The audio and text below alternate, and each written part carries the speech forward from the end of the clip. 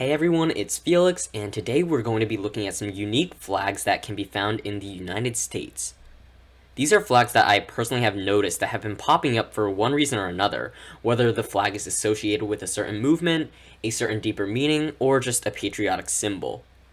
Before this video starts, I'd really appreciate if you could like and subscribe if you enjoy the content, and also if you enjoy other current events style videos. I have two videos on Joe Biden's cabinet that will be linked down below, so if you find this video interesting, please be sure to check those out as well. The first flag that we are starting off with is the National League of Families POW/MIA flag, more commonly just abbreviated to POWMIA, standing for Prisoner of War and Missing in Action. This flag was adopted during the Vietnam War as a symbol of concern to American soldiers gone missing or imprisoned. After Vietnam, it has been used as a symbol for all U.S. wars where soldiers and other individuals have been captured or gone missing. The flag portrays a silhouette of a man in front of barbed wire in a watchtower with the words, "You are not forgotten," written underneath, directed towards the prisoners of war. The 2019 National POW/MIA Flag Act was signed into law, requiring certain federal properties to fly the flag permanently, including the Capitol building itself. Previously, the flag was specified to fly on specific days of remembrance like Veterans Day and Memorial Day. I personally find this flag to be fascinating, as it is quite prominent in a whole host of government buildings, around me like post offices and municipal buildings, yet I feel like it's a flag that we don't talk about too much. I also find it interesting that it has departed quite a bit from its original Vietnam War status. I don't have any objections to this flag being flown, as I do think it's certainly a good thing to think about and look out for armed service members who have sacrificed to serve, but at the same time, it's odd that this flag, while very present around the country, is not really brought up too much. Also, I'm surprised that the flag is so specific to prisoners of war, and that there isn't more of a general military or veterans remembrance flag, although one could argue that the US flag itself represents that purpose in a certain way. Next, we have two contrasting flags that have gained more and more prominence in recent years.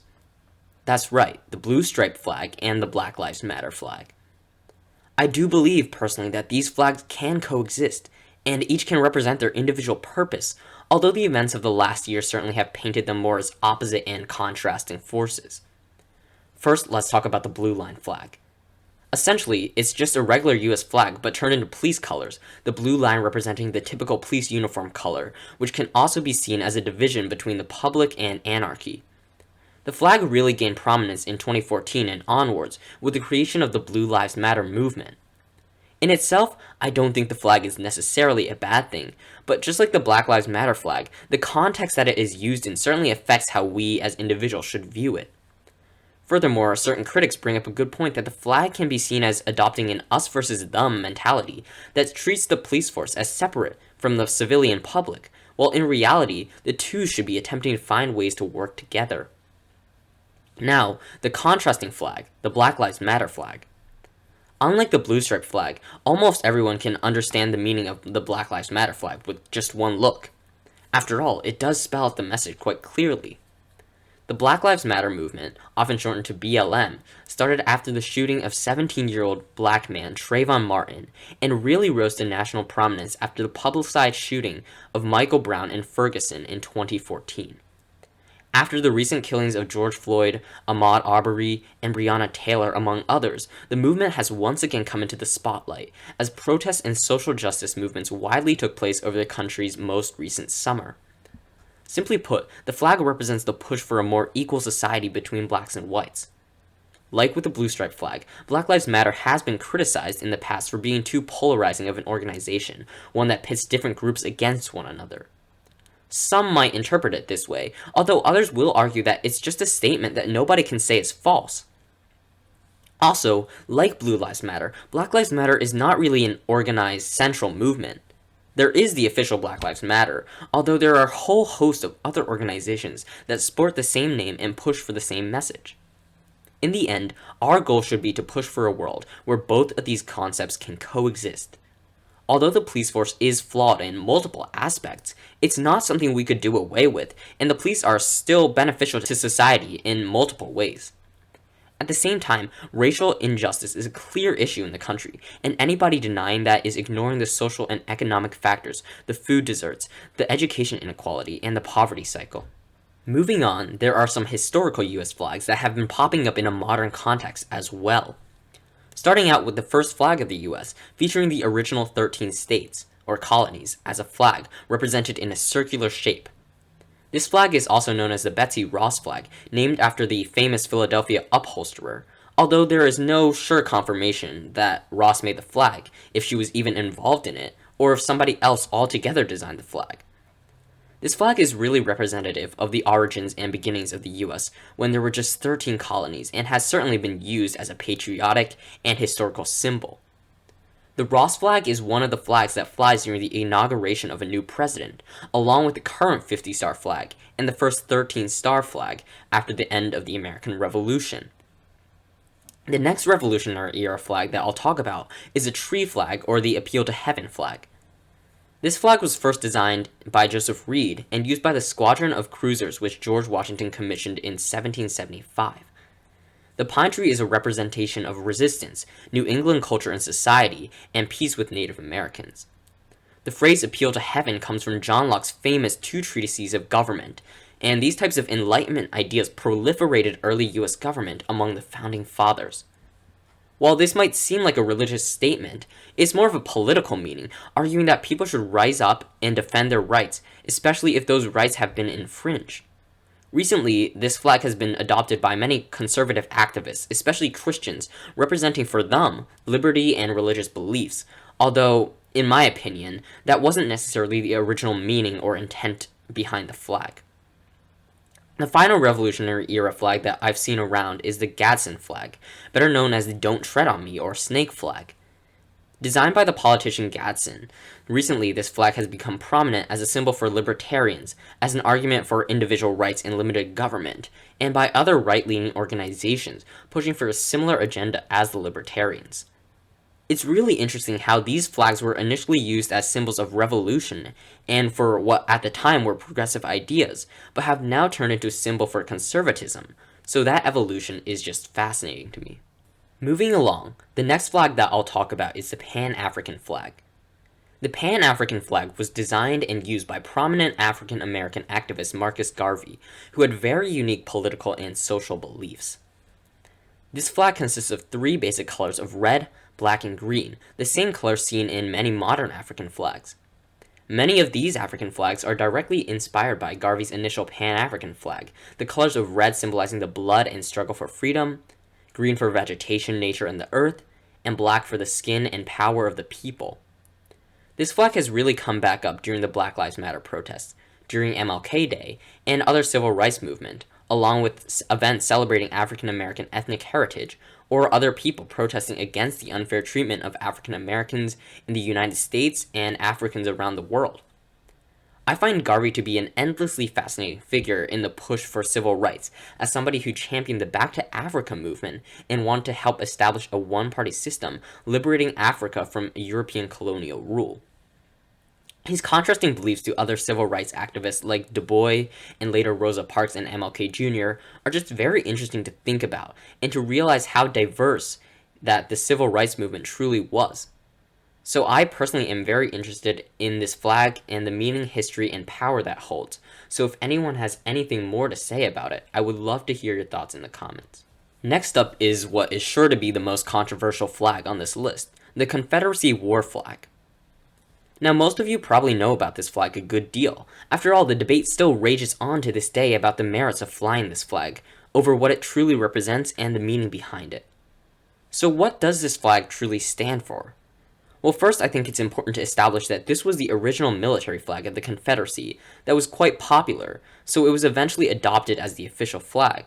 The official flags of the Confederacy were quite hideous, to be perfectly honest. The flag was designed in order to stand out from the Union flag on the battlefield before being incorporated as a symbol of the Confederacy on and off the battlefield. This contentious flag laid relatively conspicuous after the end of the Civil War, but really rose up again as a counter-revolution to the civil rights movement of the 50s and 60s. It was also during this time period that we saw the flag mostly shift from a symbol of remembrance for fallen soldiers to something much more representative of rebellion and essentially the white culture of the 50s. It was also during this period that hate groups like the KKK began to use the Confederate flag as a representation of their white supremacist views. When thinking about this flag, I think it's important to understand what the Confederacy stood for. It was states leaving the Union, departing the country that we worked so hard for in order to preserve the objectively evil institution of slavery. There should be no objections to that statement, and if you disagree, just look at why the South seceded in their new state constitutions. Slavery is clearly outlined as an important reason, if not the main reason for secession.